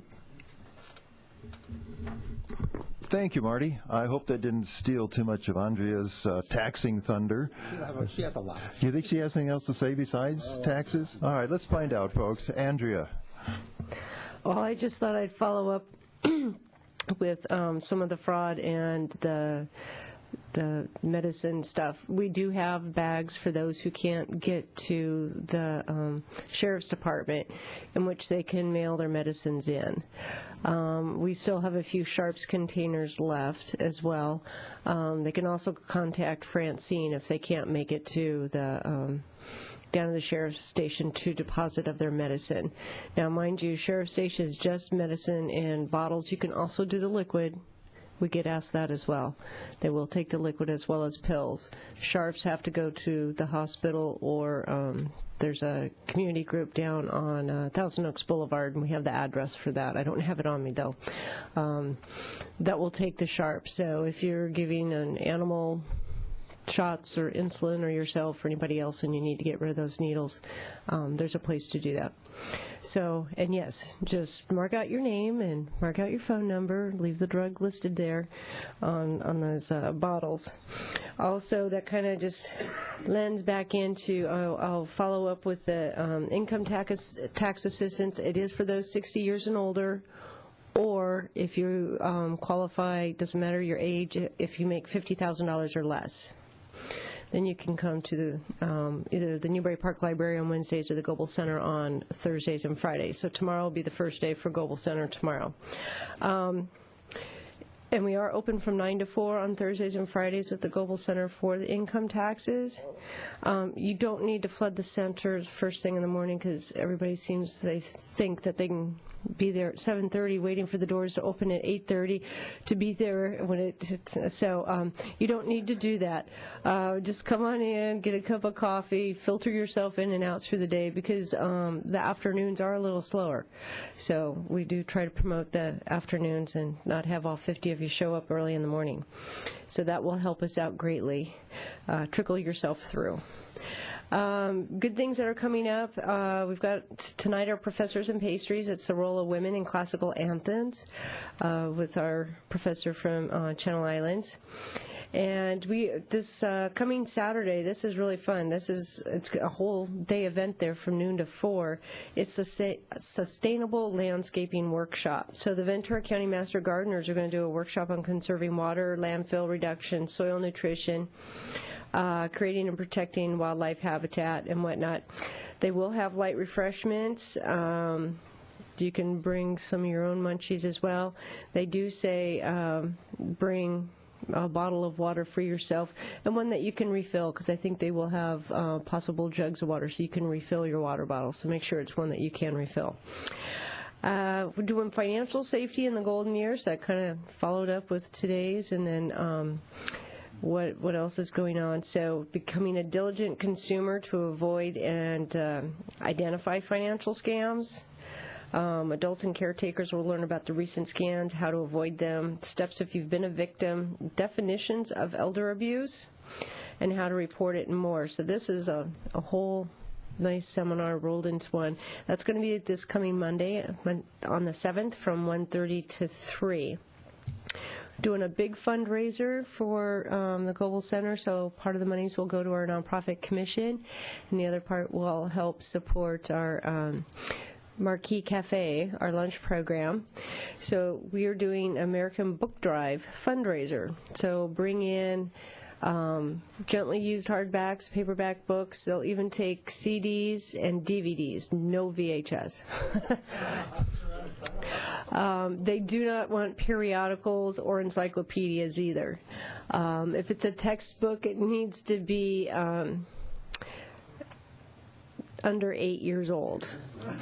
The world keeps changing, so those are the few parameters, and it's a really good fundraiser. So that'll be happening starting this coming Monday, and it'll run for about 3 weeks, almost to the end of February. So bring in your books, and you will definitely be helping support the center and the people and the programs in it. We are doing a seminar on anxiety and depression, and that's going to be Wednesday, February 9th.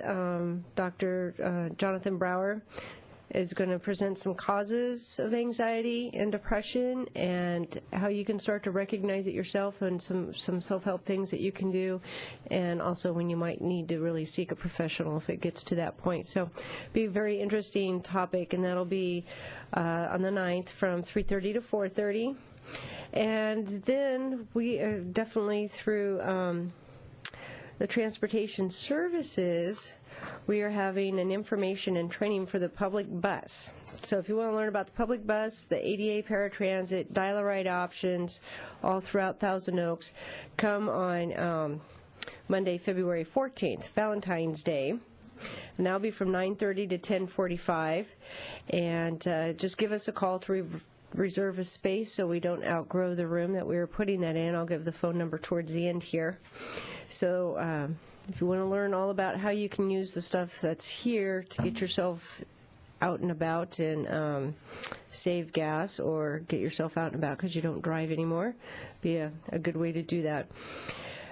And with teaming up with Ralph's Pharmacy over in Newbury Park, it's Challenge Your Health IQ. This is something you need to register through us just by calling in, because we can only have a certain amount of people go over, although you will take yourself there. A staff member will meet you. You're going to explore good health and healthy aging. So they're going to do a complete set of questions, brain teasers, some free gifts, special offers. My understanding is if you have a Ralph's card, you'll get $5 on your Ralph's card. You get to ask the pharmacist questions and whatnot. So kind of a nice and fun and different way to keep yourself healthy and be able to talk to a pharmacist and find out some things. And that's going to be Wednesday, February 16th from 10 to 10:45. And Wednesday the 23rd, we're having a chronic kidney disease education seminar. So I can never pronounce this name, Fresenius, it's the Liver Foundation. I can't say it, Medical Care.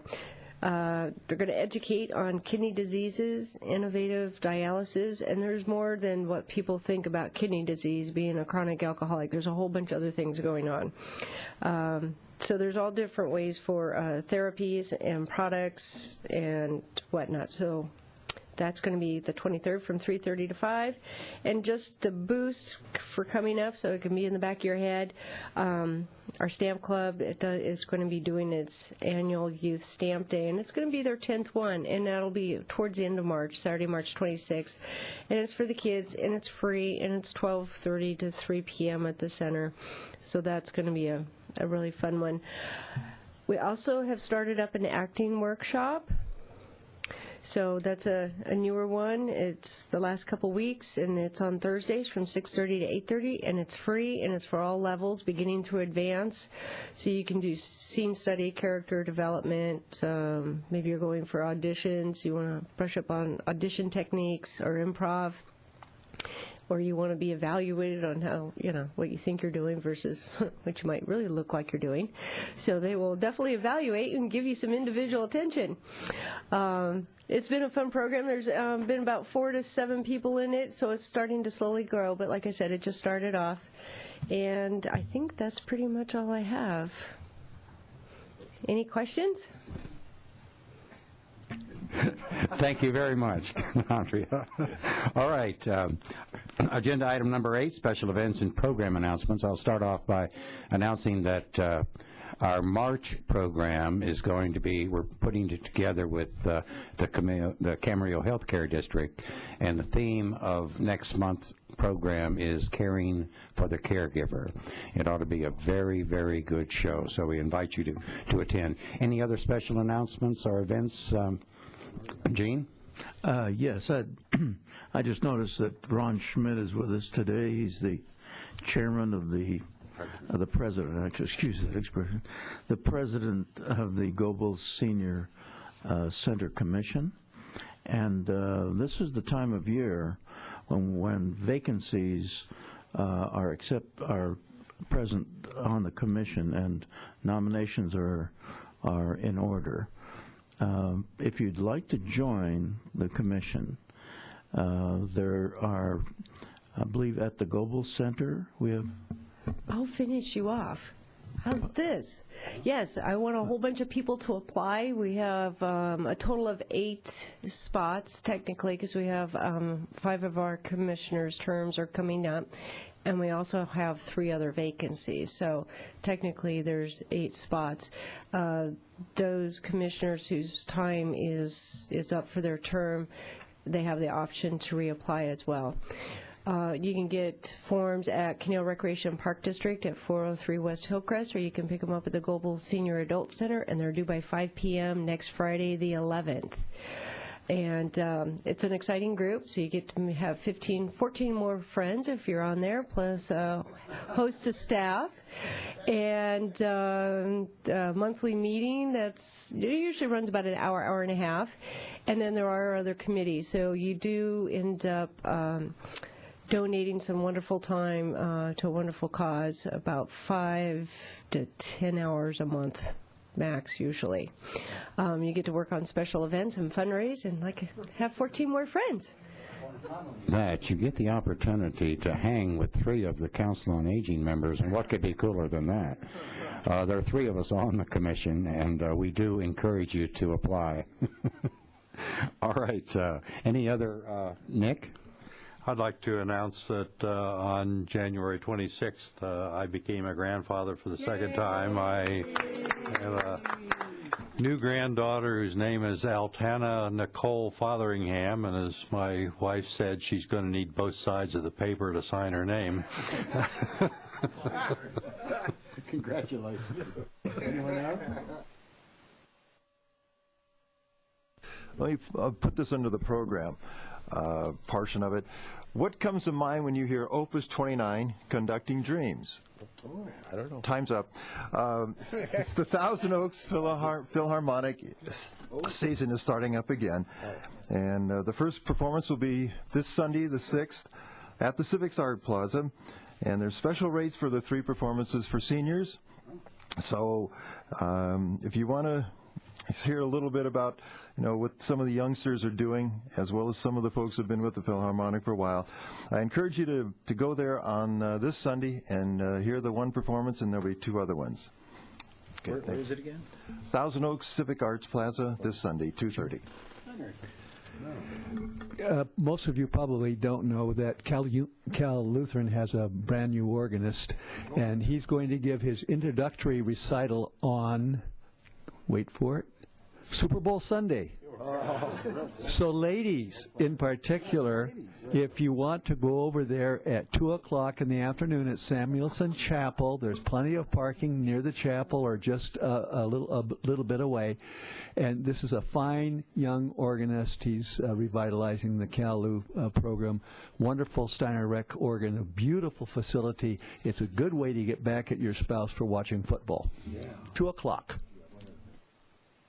One other thing, sort of going back to what Mike Hauser was talking about, I would like all the seniors to understand that there are a lot of transportation opportunities, and Mike has been a marvelous proponent of a lot of this work that's being done, not only here but in the county. He's really a good driver, didn't mean that as a pun, but for the activities in transportation.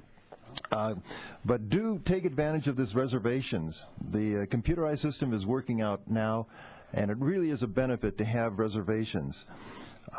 We have a very modern fleet for dial-a-ride ADA, so take advantage of it. And just the overall attitude, as he said, we need to use it so we don't lose it. Although these are demo programs, they can come into the mainstay, that is, extended hours for both DAR, ADA, as well as the transit system. So please consider this when you are just going in the community as far as buying locally to use these systems. Thank you. Oh, one other thing. Happy birthday, birthday boys. Birthday, guys. Any other commissioner comments? Oh, yes. I would like to know who this lady, what committee do you represent, or the city? I'm with Canelo Recreation and Park District. I'm the supervisor of the Global Senior Adult Center. She runs it. Nobody? Yeah.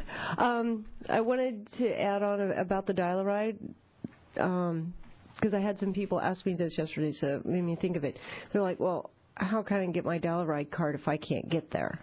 You can actually, dial-a-ride will take you there if you're going specifically to get your dial-a-ride card. So you just have to let them know that. Also, with dial-a-ride, realize that 15 minutes before and 15 minutes after you wanted to be picked up is considered on time. So if you want to be picked up at 9:30, be ready at 9:15, because they could come that early, or they could come at 9:45. And if you have a reservation, they'll take you over somebody else who just called in at 10 o'clock in the morning, decided to want to go out to have lunch. That person will definitely wait an hour, hour and a half for a pickup. So it does work very well with the reservation system. Thank you. We're about out of time. Are there any more commissioner comments? Well, then I declare this meeting adjourned.